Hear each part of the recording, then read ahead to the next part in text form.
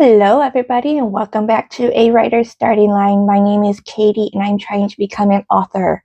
So I have started sharing my stories that I have written and posted over on my blog at awritersstartingline.blog.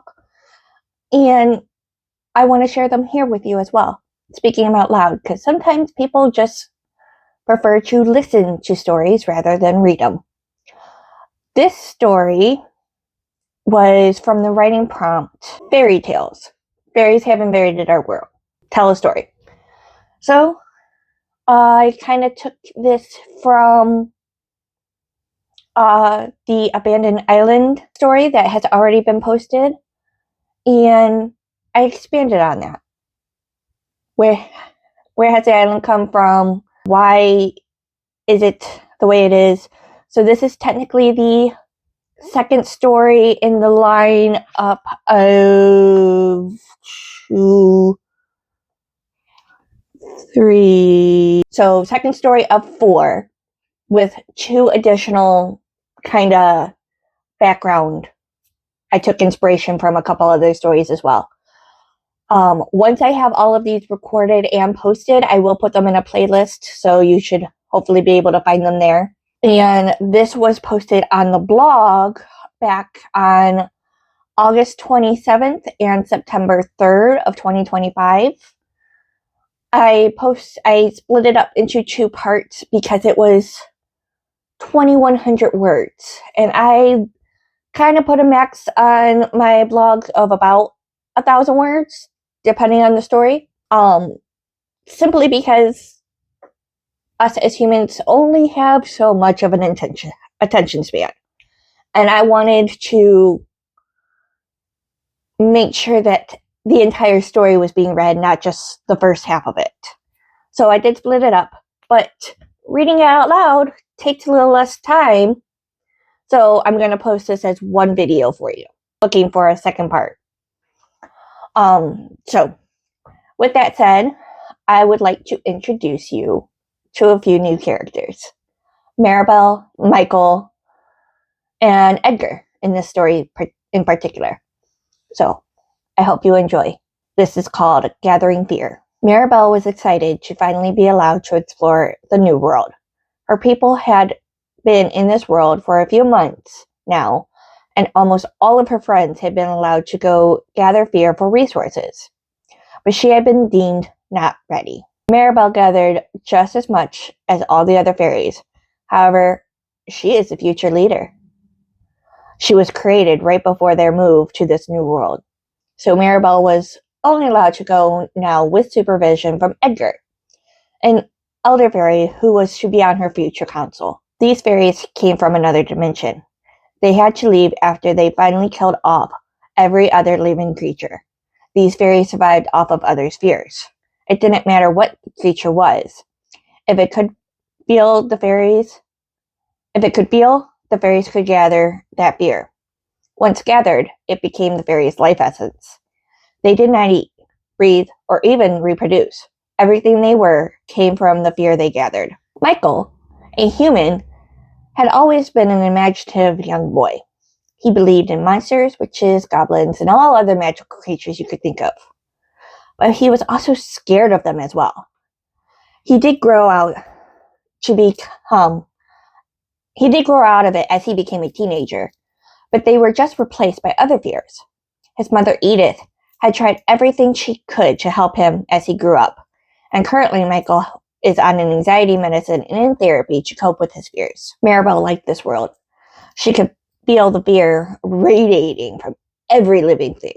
The dominant creatures of this land, humans, were feared by every other creature due to their tendency to just take what they thought belonged to them. But the humans were also afraid of each other as well, mostly for the same reason.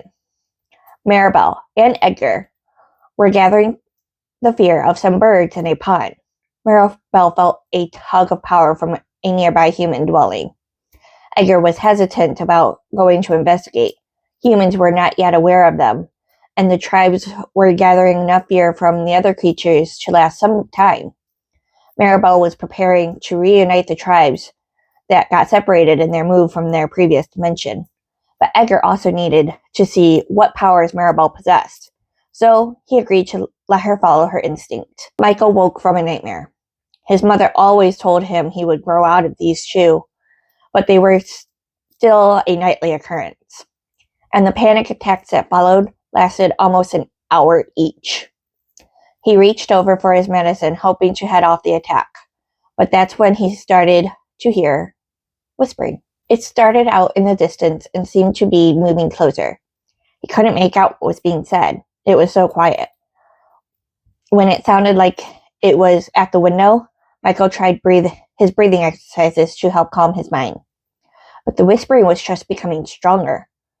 Not louder to be understandable, but like it was getting in his head better. Finally, he let out a scream that woke the whole house, and the panic attack lasted until dawn. As the sun was rising, Maribelle simply smiled triumphantly. She indicated to Edgar that it was time to return to the tribe. Edgar had never seen the amount of fear come out of one being as just had this human. The two fairies returned to their tribe. Maribelle sent messengers out to the other tribes, stating she would be ready to ascend soon. She told them to start preparing for travel, because she wanted to reunite soon. For the next month, Maribelle sent 5 fairies a night to the human dwelling to gather fear. The rest of the fairies were together as normal to prepare for the reunion. Each night, the 5 fairies came with news that the human boy's fear was growing, and so was the older woman's. It was time to start scouting locations for them to live. With the number of humans and other creatures in this world, they could be here for millennia. Being discreet would be the best move. Edith was at her wits' end. Every night, Michael woke up screaming. He just kept saying that he could hear them, that they wouldn't leave him alone. It got to the point that the medicine wasn't even helping anymore. If she took him back to the doctor, she was afraid they would lock him up. Edith looked at Michael during dinner that night and saw the deep circles under his eyes. She thought they needed a change of scenery for a while.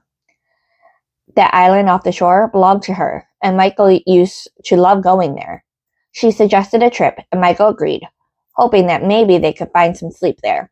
A day later, they packed up their supplies on the boat. The island had a house in a big clearing, close to the center of the island. Her grandfather had built it when he purchased the island. The family made sure that it was kept up and even updated as needed. Michael could feel an excitement building that hadn't been there in a long time. Edith knew this was the right thing to do. It might not fix his problems, but it would give him some peace. When they arrived at the island, Michael took a deep breath of fresh air.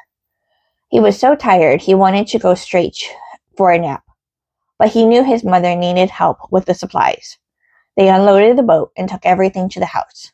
Michael loved this house because it had so much space in the clearing that he used to run for hours. All the rooms were spacious, and the island was home to lots of different small animals. He and his cousins, when they visited as well, would hike all day and always have something new and beautiful to look at. When it was time for bed that night, Michael took his medicine and fell asleep, with the cool air from the water blowing in through the window. In a week's time, Michael was back to his old self. He was free from the terror he had been succumbing to. The whispering had stopped, though he was still having his old nightmares. Those had been manageable. He finally felt free. His mother said they could spend a month here. He planned on enjoying every minute of it. Maribelle had been shocked when she learned the human boy was not at his dwelling anymore. She consulted Edgar and knew they could survive just fine without him, but the reunion could be delayed by years. Together they decided that Edgar would oversee the tribe for a short time, and Maribelle would go out scouting for a location and another source of exorbitant fear. As soon as Maribelle left, she decided she would start at the human's boy's dwelling anyway. Maybe she would be able to find a new source of fear or a location to live nearby. She found it empty, just as her gathering fairies had said. She closed her eyes and let her instincts take over. She starts heading towards the pull she feels. It's a strong source of fear, as strong as the boy's had been when she first found him. She flew for hours until she came to a body of water. She could see a piece of land not too far out, so she kept going to investigate. Upon reaching the land out on the water, Maribelle felt the number of creatures that inhabited the small space. She realized why she was drawn here.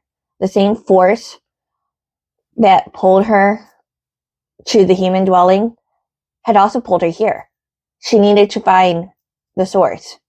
So she set out, going further into the trees.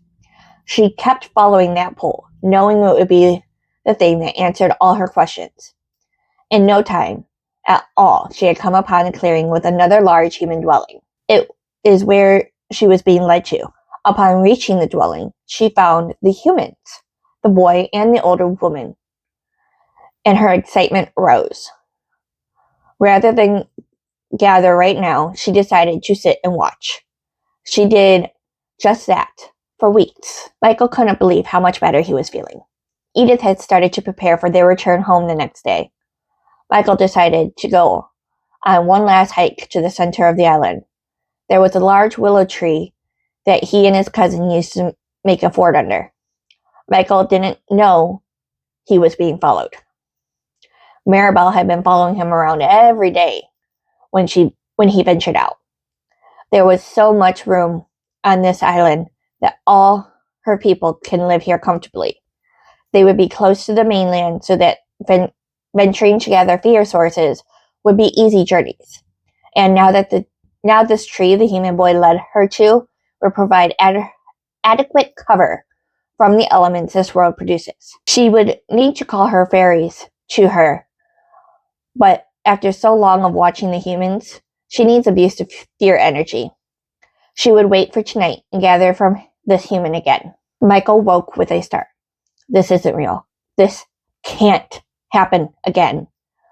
Where is that whispering coming from? He knows he hears it, but he hasn't heard it since arriving at the island. He just tried to keep himself calm. He didn't want to worry his mother again. If he lost it one more time, she might be forced to send him away. He didn't know where that was, but he didn't want to find out either. Edith heard the scream and knew that no matter what, she would never be able to escape What? Edith heard the scream and knew that no matter what she did, he would never be able to escape the terrors that plagued him. She talked to Michael in the morning. Maybe leaving him here is the best for him. She went to his room and realized Michael was trying not to alert him. He could live on his own, but he wouldn't be able to function the way society would need him to. Maribelle finished gathering what she needed from the human boy and returned to the willow tree. She settled into the center of the tree and calmed her mind enough to reach out to Edgar. This form of communication she had been trying to master came easily now. She would be able to call all her council members in no time. Edgar heard the call from Maribelle and couldn't be prouder. She really was ready to take charge. The call was telling him where to find her. She had found a safe and secure location for the rest of the tribes. He sent back that he received the message and they would all be there in a couple days' time. At breakfast the next morning, Michael and Edith had a long heart-to-heart talk. There was no good solution. If Michael stayed on the island, Edith would come to visit as much as she could and bring Michael everything he would need. If Michael chooses to try to return to society, he could be committed to a hospital against Edith's wishes. Then Edith wouldn't be allowed to visit at all. If Michael chooses to voluntarily be committed, Edith could visit, but Michael would never be allowed to be released. In the end, they decided that Michael would move to the island permanently, so at least on his good days, he had freedom to do as he wished. They went home so that they could pack up Michael's possessions and enough supplies for a month. Edith was sure she would be there way more often than that, but it was better to be safe for Michael's sake. Edgar had moved the tribe to the island with no problems arising. They were the closest ones, so the easiest travel route. The whole tribe loved the willow tree, and without instructions, started to prepare it for the arrival of the other tribes. Maribelle pulled Edgar aside and told him about what the humans had decided. Together, they were excited to know the fairies would have plenty of fear essence for years to come. As Michael was settling into the house for a life of solitude, the fairies all started to converge on the same island. Unfortunately for Michael, this would mean night after night for the rest of his life, he would be tortured by whispers he couldn't understand. The more fairies that moved in and were created, the denser the fog became that Michael couldn't explain. Edith couldn't explain why, but each time she visited, she only stayed for the day, never spent the night, even if she had planned to. Michael became a prisoner to the demons in his mind that he couldn't explain, and it was years before he was taken away from the island. So, that's the end of that one. And then, so if you think of this, it's a prequel to Abandoned Island to explain the origins of the island. Yeah, I really hope you like that. Like I said, there are 2 more parts of this series coming, and I will put everything into a playlist once everything is posted and available so that you don't have to go looking for it. Yeah, so thank you so much. If you like this story, go ahead and hit that like button. Subscribe to the channel so you never miss another story from me. And if you would like, you can check out the blog so you can read the stories at awritersstartingline.blog. It is powered by WordPress. Excuse me. And if you'd like, you can also subscribe to me over there. But for now, I hope you guys enjoyed this one, and I will see you next week. Bye.